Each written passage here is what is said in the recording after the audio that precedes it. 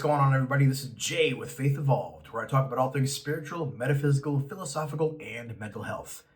And if it's your first time here, thank you for joining me today.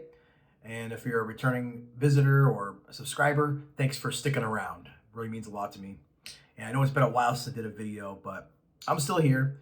And I know it's been probably because of lack of inspiration or just being busy working on my new album, which I just released on December 15, 2024. My very first solo album called Visions of Reality. And I posted yesterday, I believe, the lyric video that I also had on my personal channel. If you're interested, it's directly inspired by the Urantia book. All right, so without further ado, what brought me back? Well, I'm sitting here minding my own business at work, and out of nowhere, I started seeing, my inbox blow up with comments on a video I did about a little over 2 years ago called 10 Honest Questions for Atheists. And I'm thinking to myself, all right, there's got to be something more to this. So as I'm reading the comments, one of the commenters said that this was, someone had done a video response to my video, 10 Honest Questions for Atheists. And so I started, looking at the video, and I noticed the comments as well. And I figured, all right, I really need to do a response to this response video, because I feel like, I'm not saying this to put down Professor Plink, because I do think he had honest intentions and he was pretty much respectful for the entirety of the video, with a couple snarky responses and comments about things that I said or people that are theists say. But I get it. Let's be honest. YouTube is for entertainment purposes.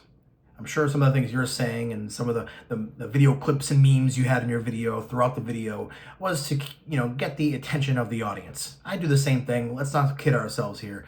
You can't make everything completely serious and completely 100%, stoic without some humor or some kind of, little shtick that you do with your little, stuffy or whatever the heck it is. I don't know what it is, some kind of mascot.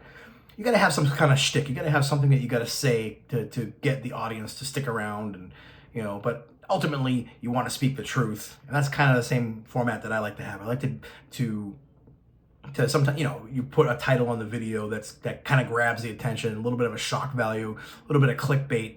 We all do it. It's part of the business. Get over it. But the thing that I wanted to talk about was him saying, oh, these questions are, and a lot of the commenters too, like, all these questions are all asked 1,000 times, and this watchmaker concept or whatever. Like, I've heard of the watchmaker idea. It's been around a while. I'm not claiming that my questions are something new. I just said they're honest, and they really are honest questions. And yes, could I have phrased some of them better? I could have.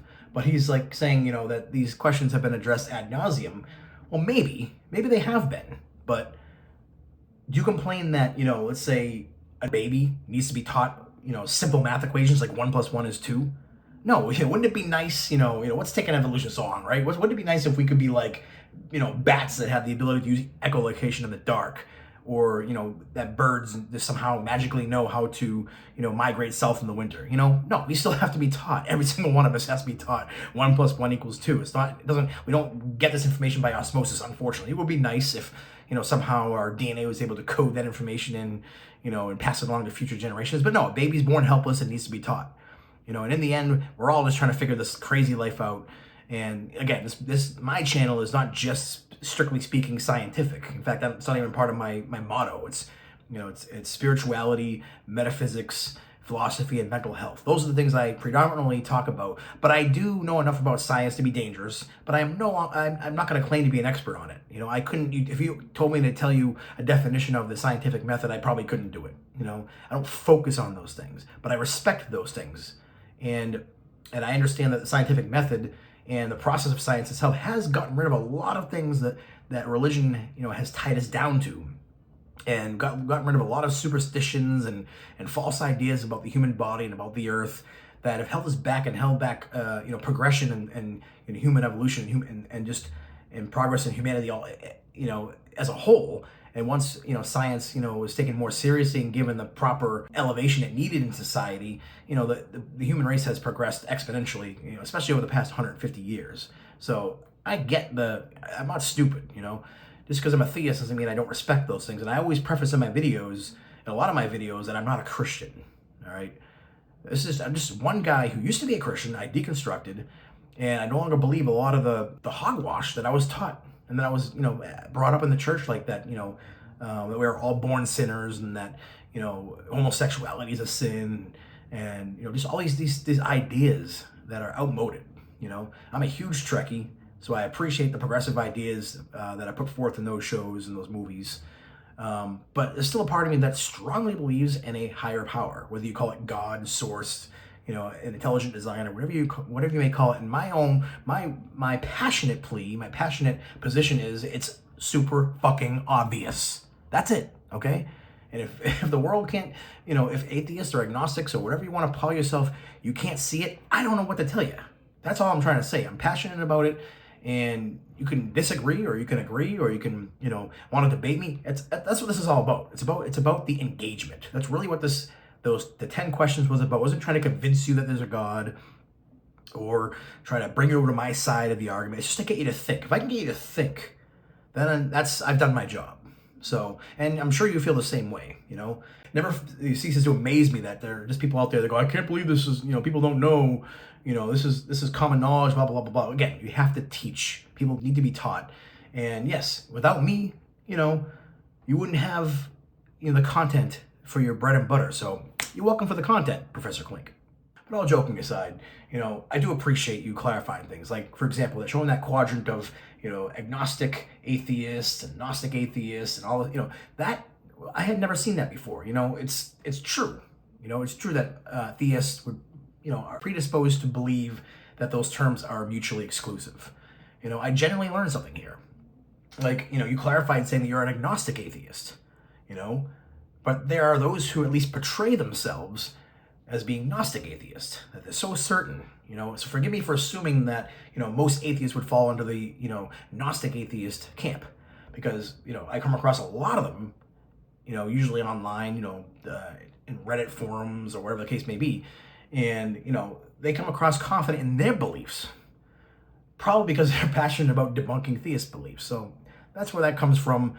So granted, if I always put myself in a category, it would be somewhere between, a Gnostic and an agnostic theist, because, I can't, and I never claimed that I would know 100% sure. I just know, here's where I would say I'm a Gnostic theist, is where I believe there's some kind of higher power, that we didn't come out of nowhere, that it took intelligence to create us. Everything else is fair game as far as I'm concerned, whether what type of God or gods there are, or what the character is, or what they want for us, what their will is. That's what we're all trying to figure out, as even theists that are being genuinely honest with themselves.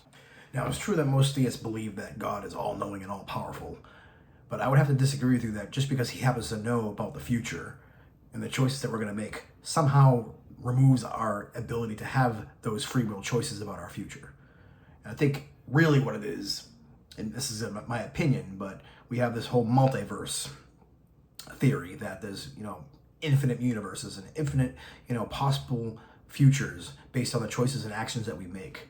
So if God is all-powerful and all-knowing, then he would know of all universes, right? And all possible choices that any one person can make, or any one race, or any one galaxy, or whatever the case may be. He would know all of those futures. And the free will part of it is we get to make those choices. We don't have a gun to our head telling us that we have to choose option A or option B. Yes, it's limited to the scope of our ability as humans. Like, I can't decide I'm going to fly tomorrow, but I can decide whether I'm going to go to the gym tomorrow or not. And I'm going to suffer if I make the wrong choice. But there's been days where I've, forced myself to go and I didn't want to go. And there's been days that, I wanted to go, but then something came up and, I wasn't able to go. But whatever you want to call it, I am the one making those choices. And in the end, God knows, Jay went to the gym 572 times in his life. I still had to make a choice to go. So I don't see how that takes away my free will. Call it an illusion, call it, a fallacy, whatever you want to call it. But no one is forcing you to make your YouTube videos either. And I think in some way, you might disagree with this, but I think in some way that this also kind of partially solves, or at least explains, the problem of evil. Because if there was, a God who demanded perfection and everything went his way, God's will, whatever, then why would there be evil? Well, evil is proof that choice is a reality.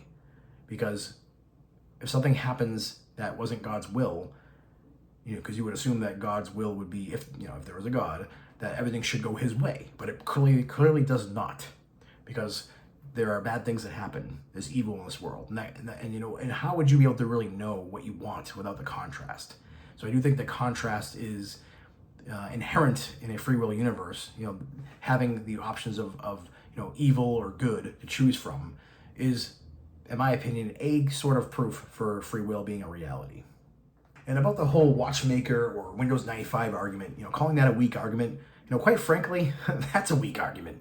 Yeah, maybe it's one of those, the accepted logical fallacies. Weak argument. Ooh, quite frankly, it sounds like an opinion to me. It sounds like some, high school kid was watching someone else do something that they thought was so, impressive, and they're like, "Duh, that's weak. That's weak, bruh." It's like, that's a weak argument. Like, just calling something weak is a weak argument. But regardless of whether it actually is a weak argument or not, the spirit behind what I'm trying to say was not that I'm comparing Windows 95 or, the watch, for example, to exactly the same thing as the universe. Like, I get they're completely dissimilar. The point of what I'm trying to say is it's clear that Windows 95, that a watch took intelligence to design and to make.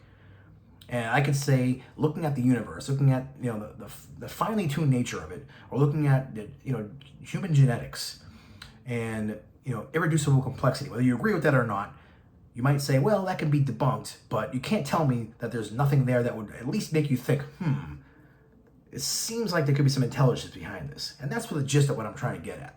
I'm not trying to prove, and I know you can't prove God by any of these things. It's just, evidence of intelligent design, and that's it, nothing more. Now, regarding the topic of whether the universe has a source of consciousness for our consciousness, yeah, I don't have any proof of that, but what I can tell you is that there has been evidence that our meddling with things can affect outcomes. The double slit experiment, where if you're observing the particle, it seems to choose which side to go on, whether we don't, it just looks like a wave. Kind of seems like to me that there's something more going on than we understand. Something with quantum physics. And I'm not anywhere close to being qualified to talk about it, but I can say that something's definitely going on there, whether it's consciousness, whether it's some kind of intelligence, whether something is going on that's beyond any of our comprehension, that the scientific method hasn't yet discovered the answer to. Or maybe it has and I haven't found it, but the point is that there's definitely something going on with that. Why should my observation have anything to do with it if consciousness doesn't matter, doesn't have some kind of source? But again, I'm sure there's going to be plenty of people in the comments going, blah, blah, blah, this, blah, blah, blah, that. I'm like, sure, teach me something new. Just don't attack me for no reason. This is my opinion. This is my thoughts. I'm still learning. You're still learning. We're all still learning. No one should be so hubris to think that they have the answers to everything. And I also want to touch on the question number 6 about the advanced alien race, which I also believe I brought up again. Question 8, I believe. And why should this make me dissuaded to believe that there's a God? Why would this shatter my belief? No, it wouldn't. It just means that, like I said before many times on my channel and in this video, that God is a word symbol for some kind of higher intelligence. Remember, I'm not a Christian. I don't have to stick by the Bible or stick by some other religious creed of what a accepted definition of God is. But throughout all of religions, it's always some kind of higher power, some kind of being that has more abilities than we do. You can define those abilities as being required to be omnipresent and omniscient and whatever. You can say that that's what a real God would have to be. And I would have to agree that ultimately there has to be some kind of, the buck stops here character out there somewhere. Whether it's an amalgamation of all beings, in some kind of group consciousness like the Borg or something. I don't know. And I'm the first to admit I don't know exactly who God is. And it's virtually impossible for any of us to claim with absolute certainty that we do know exactly what God is, because we're not God. We have to be God to know what God is. But everybody in the world, every religion, or I should say every group of people in the world, every race, every culture has some kind of wellspring within them that seeks to find out the meaning of life and existence, and has something within them that looks at the universe or looks at the world or whatever the case may be and says, there's no way this happened by chance. There's got to be some kind of design behind this. And that's where that comes from. That's the overarching emotion, the overarching thought, and overarching, just whatever you want to call it, this concept that I always come back to, that no matter what seems to disprove the existence of God, doesn't take away from the fact that there's so much overwhelming evidence for some kind of design in the universe. And that's all you have to work with. That's just the nature of the beast of being human, folks. There's no way any of us could, because everybody has their own definition of what God is. If you really ask anybody to define God, even within the same religion, they're going to give you slightly different answers. And like I said in my video, it's all going to come down to a personal experience. Whatever you define God as, it's going to be based on your own personal experience, your own upbringing, your own environment, culture, ethnicity, whatever the case may be. All those things will go into your definition of what God is. And if you think about it, it couldn't be any other way. That's why I think Christians call it a personal relationship, although I know it's biased towards having a personal relationship with Jesus, but nonetheless, they're onto something with that, because that's the only way it could be. It couldn't be any other way. And does that bring any kind of solidity or any kind of definitive answer to the question of who God is? No, it doesn't. I'll readily admit that. And I think that's just part of being human. My gut tells me, and this is again based on faith. There's no science I can use to prove this. Like many other things in human experience that I'm sure science will have a hard time, will struggle to answer, is there's a part of you that secretly hopes for or wishes for meaning. And whether you call it some kind of delusion, because knowing you're all gotta die someday, it's some kind of self-defense mechanism to keep you from going crazy, knowing that your whole life is meaningless, so be it. That's what I say. So be it. Why not? Why not go through life having some kind of hope in a higher power? And I know this is one of those tropes that Christians say, but if I'm right, then it's all good. If I'm wrong, then I would just remove the hell element, because I don't believe in God would torture people for not believing him. But if I'm wrong, then it's actually a win-win. If I believe and it kept me happy throughout my whole life, and I die and find out there's a God and there's heaven, then great. If I die and I no longer exist, and then at least I was happy in my life believing in something, even though it was a complete and total delusion. That's how I get through the day, believe it or not. But this might come back to the question of, what's the purpose of existence? What's the purpose of life? And I think that although it's going to be anyone's guess, I can tell you that everybody and their mother on planet Earth is doing one of two things at any given time, or both. And that is, A, they're trying to gain as much pleasure, as much bliss, as much, peace and love as possible, and also simultaneously avoiding pain and discomfort and negativity and suffering as possible. And it seems to be that is the spirituality, if you want to call it, that everyone is living by, whether you're atheist or not, whether you're agnostic or not, or both, whatever the case may be. It's like everyone's doing that, either consciously or subconsciously. And I think that's that awareness of that we all have this shared will, we all have this shared desire, isn't an accident. I think it's come from somewhere. You can say it came from natural, processes. It's, survival of the fittest. It's, natural selection. Everyone's just trying to one up, their environment the best that they can so they can survive. And, all that may be true. I think there's something deeper to it than that. I think deep down inside, there's something deeper than that. Otherwise, why have any morals? Why have any principles? Why have any, values that you live by? I guess the question is, does the will behind those emotions have some kind of source? I believe they do. You believe they don't if you're, an atheist. And that's okay. We're all trying to figure this out together. And I think that's what all of us can agree on, is that we're all trying to make this world a better place for ourselves and for our children. And, whether there's no purpose to that in the end, besides making our lives as we live better, then it's still worth something. I just happen to believe that there's something deeper, that there's some meaning that's provided to by a higher reality that provides that drive within us, that spirit, if you want to call it that, to, seek these things.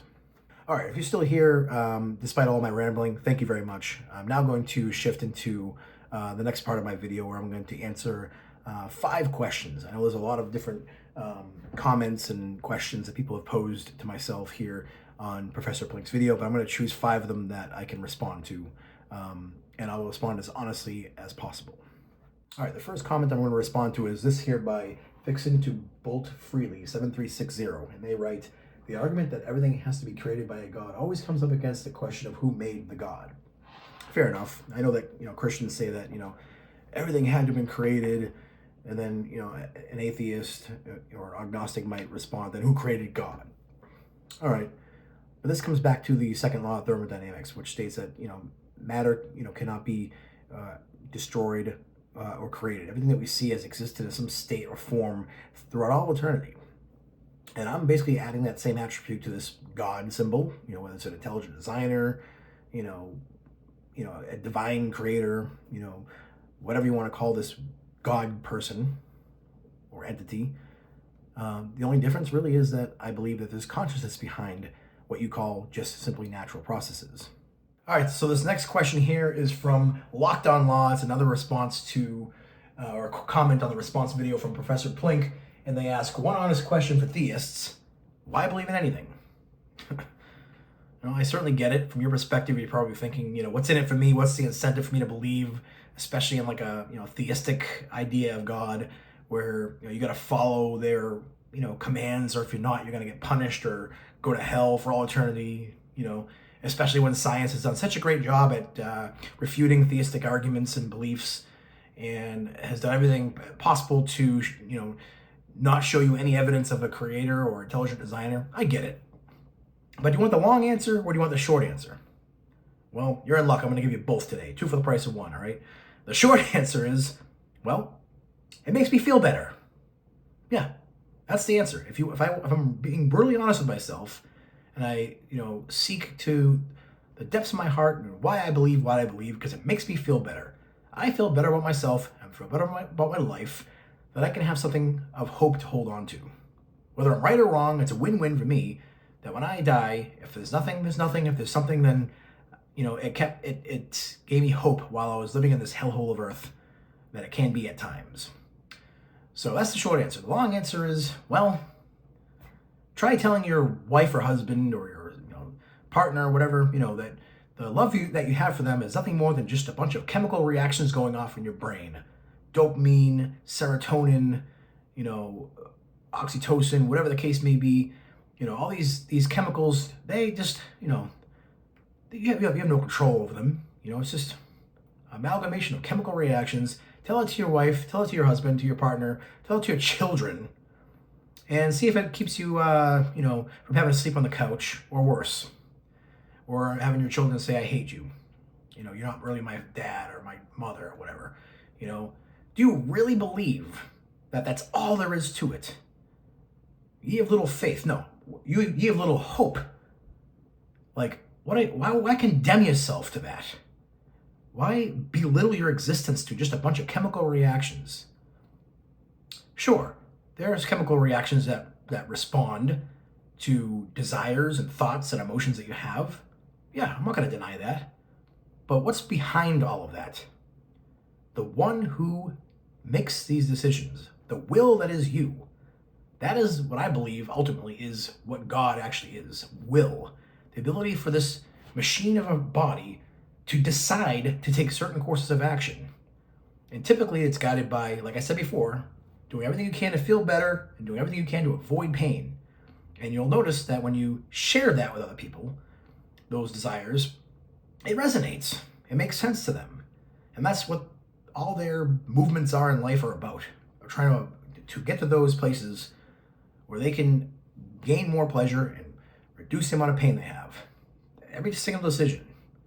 And if there's nothing to that, well, that's where faith comes in. Because, regardless whether I'm right or wrong, it makes me feel better to believe that that's the purpose of my life, is to feel love and to love.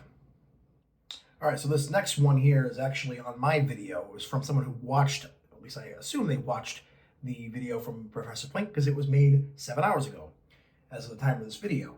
And Hamsters4618 wrote, "Indeed, you have no proof at all. You have your belief. That's it. You only have that belief because you were in contact with others with that belief." it's a little more complicated than that, I think, and I think you know that. Yeah, sure. If I was raised in in I don't know, let's say India or something, maybe I'd be predisposed to believe in Hinduism. All right. Yeah, I get that. Now, granted, I did grow up in a Christian home, and I did believe in Christianity, and I was a, pretty, I would say, naive apologist of Christianity, and was one of those ones who would defend Christianity till the cows came home. But then I deconstructed and decided to go on my own spiritual journey, and I come across many arguments for and against God or an intelligent designer throughout my years, and still decided in the end, despite all those objections, and despite like a complete and total disillusionment with the Bible and religion altogether, I still believe that there's a higher power. So, yeah, it's possible that you can't choose your belief, but it can certainly evolve over time, and it certainly has. And even since I recorded this video, it's changed a bit. I would probably, obviously at this point in time, not claim to know what atheism or could define it as well as I can now, especially after what I've learned from Professor Plink. Thank you, by the way. But at the same time, yes, I would probably use a different word than proof. I would say evidence. And evidence is not necessarily proof, but it can lead towards proof, at least to me, or to someone that's, gathering information, gathering data. The evidence is what you use to make your decision on what you're going to ultimately believe. And again, that's not something that's set in stone. It could evolve over time like mine will, I don't think I'm going to change my mind about the existence of some kind of intelligent designer, but is it possible? Anything's possible. But again, that's all depends on the person. Do you yourself have an open mind to accept evidence, or at least consider evidence that might be opposite to what you believe? Because I had to. I had to do that if I was being honest with myself. And that's what led to my deconstructionism from Christianity and to going on my own spiritual journey. So for those folks out there who say these are not honest questions, you better damn well believe they're honest questions. Maybe they're ignorant at some times, and I'll admit that, but they come from a place of complete and total honesty. If there's one thing you can accept from me, is that I'm not going to BS you. I'm about as real as they come. So, yeah. Certainly had something to do with it, being in contact with others. But also being in contact with others was what led to my deconstruction. So, yeah, I guess it can go either way. So before I go to this next one, I want to thank everyone who's given lengthy responses on here. Some of these people even kind of mock me a little bit, but still they go on to answer all of my questions. So maybe it means something to you still, even though you're not ready to, concede that, I'm worthy of your response. But anyways, White Scorpio 2 wrote, okay, before we start, if I'm able to take this discussion about God seriously, you need to speak in actual words that mean something together. The words highest personality or highest reality mean absolutely nothing together. I get it. Again, don't expect these videos that I make to be, always 100% scientifically accurate or even 80%. Again, I'm just a guy. I'm just a dude that has had a unique set of experiences in life and come to my own conclusions, just like everybody else has to. And those positions and beliefs have evolved over time. Hence the name of my channel, Faith Evolved. But, a couple things he said here, like, how can a pie be mad from not pie? I mean, I'm assuming you mean made. Stupid question. No, it's not a stupid question.